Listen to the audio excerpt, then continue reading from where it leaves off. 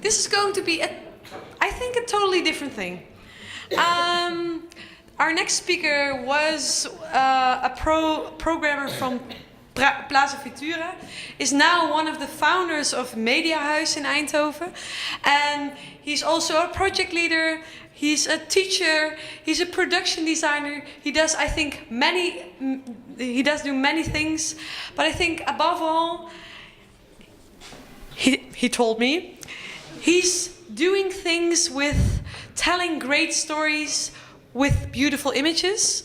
And I think he's going to talk about none of those things tonight, but that's maybe a context. Our next speaker is Brendan Vos.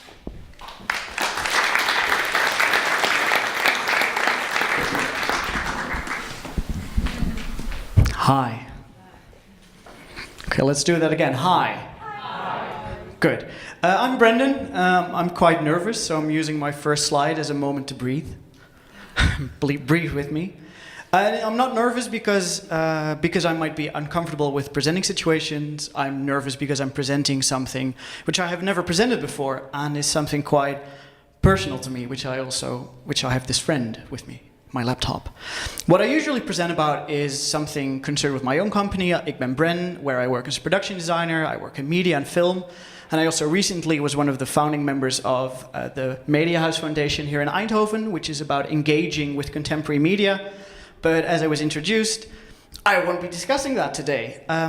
Instead, I'm here to talk about Quinten Crisp and his novel autobiography, The Naked Civil Servant. And I want to talk about him because he was a great inspiration to me. And reading this book when I was 21, 5 years ago, had a profound impact on my life, basically because of who Quinten was. This is what Quinten looked like. He was born in 1909 and he died 1908, and he died in 1999. He lived to see almost an entire century, and throughout the century he was queer. Some people might know what queer means, but let's get into that. In order to understand queer, you must understand that there's always two kinds of people in the world. What the difference is between these two peoples really depends on the context you're working with.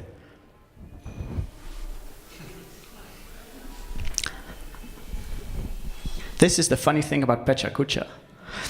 It might be the difference between a male and a woman. It might be the difference between someone who's transgendered or someone who's not transgendered. It might be the difference between somebody who's a really big fan of Game of Thrones and somebody who's not a really big fan of Game of Thrones.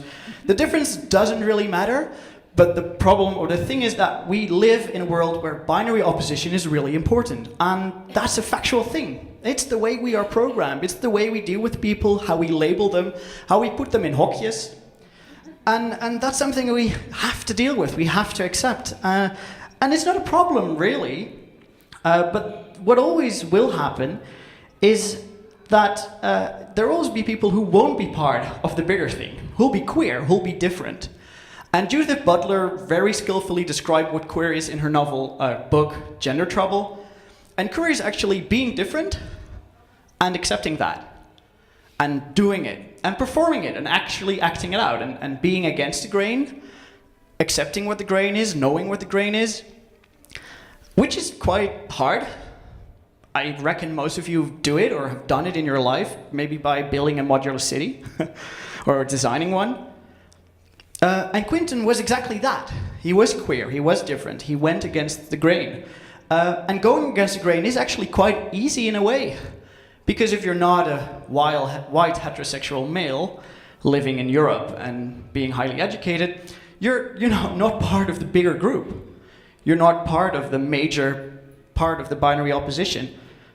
And again, that's not a problem, because, it starts becoming a problem when it's difficult for you to hide that you're not part of the bigger group. It's quite difficult to hide you're a woman. It's less difficult to hide that you're gay. It's really difficult to hide if you're colored, or if you have curly hair. I could slick it back, but I choose to not. But the point is, even though it's difficult to hide it, it doesn't mean anything, because the major group, the big one, the heterosexual male, doesn't exist. No, there is no ultimate heterosexual white male. There's no ultimate big group. It's a hollow thing. And that's sort of the point of queer as well. It's a social, cultural construct. And that's where Quinten Crisp sort of comes back into the conversation. Because he said, health consists of having the same diseases as your neighbor. Which really means that, you know, you're normal if you're just as crazy as everybody else. And here in Brabant we say houdoe, which is really normal. And if you go to the Randstad, that's not normal. You know, normal is a construct. What does it mean? Nothing. So being queer doesn't necessarily mean you have to go on the lookout for people you belong with and who are all excited about, oh, you're so different, you belong with us. No, no, no. Stay where you are, do what you do, perform it, live it. And Quinten did just that. He was a homosexual in the 1950s in London. He was an eccentric homosexual in the 1980s in New York. He is the Englishman in New York, from the Sting song, actually. And he was cool with that. Whether it was in London or whether it was in New York, he still was his own person. Because he lived that mnemonic of health consists of having the same diseases as your neighbor. And not only was he completely and utterly himself, or so I'd like to believe, it wasn't a good thing. He wasn't a happy person. But he was that person in front of his boss. And he was that person in front of his parents and in front of his peers. And really made a statement. It wasn't really noticeable. He didn't have any work for the major part of his life because he was so different, because he was effeminate, queer, gay. You know, it doesn't really matter what he was different. But the point is, he cared more about how he perceived himself than how others perceived him. Which is really a basic thing, but again, really important if you want to be queer, if you want to be different, if you want to go against the grain. And Quinten wasn't happy, as I just said, which is really sad, but if you read his book or watch the interviews, you realize this was a really troubled man who lived an exciting life. But again, that's really important for me, because I want to go out and feel fabulous, and dress like I do, and act like I do, but sometimes I do that, I'm still not happy, but so wasn't Quinten, and I'm happy he wasn't, because it allowed him to write his book, and that made me happy. So go out, be yourself. If you want to be this person, be that person, but be whoever you are, even when it doesn't feel good, because it might help somebody else, because health consists of having the same diseases as your neighbor.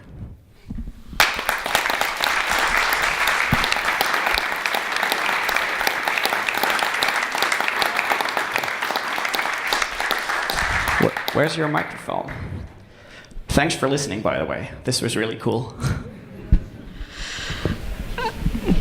That was great. Thank you so much. That was a great presentation, and it really, really touched me. It was great. I know the topic very well, but it's just, thank you so much. Another applause, really.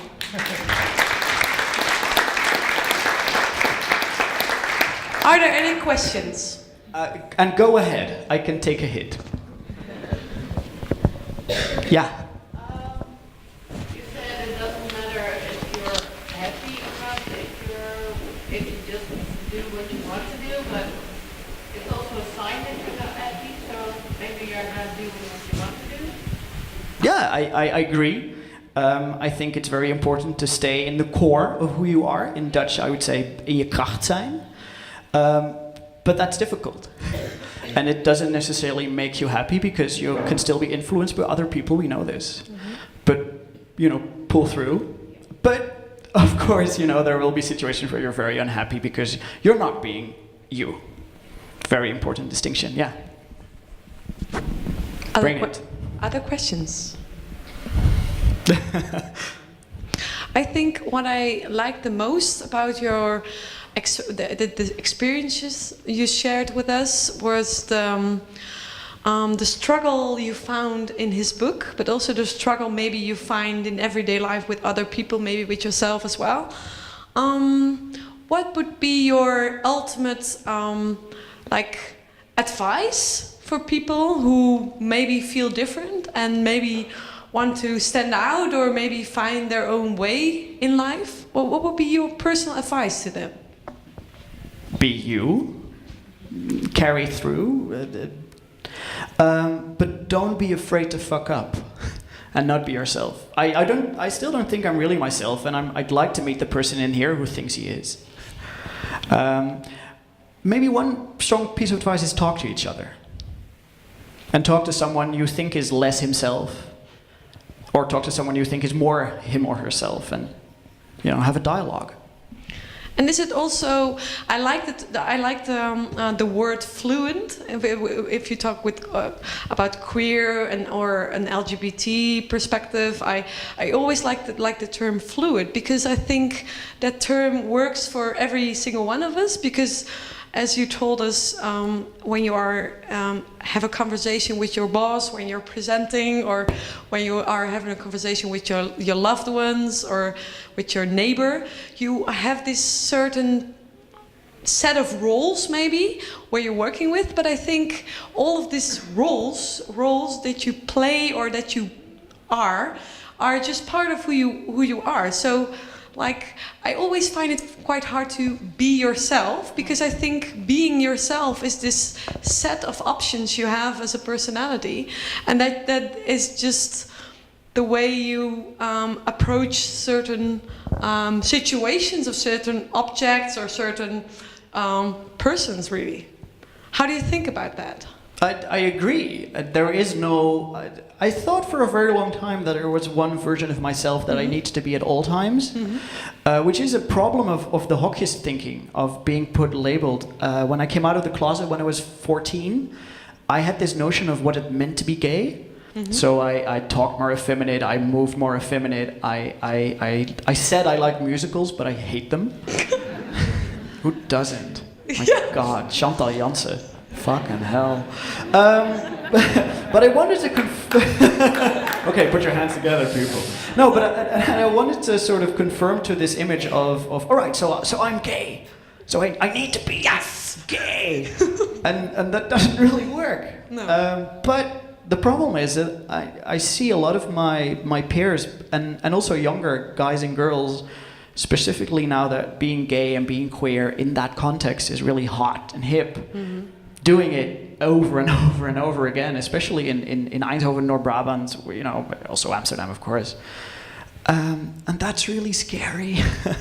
That you sort of, you do try to stick to this one image of what you want to be. And be fluid. I'm somebody else, when I'm at the bar in a minute, I won't be talking English. Yeah. Well, thank you so much again for your inspiring inspiration, inspiring talk, and give him another applause, really.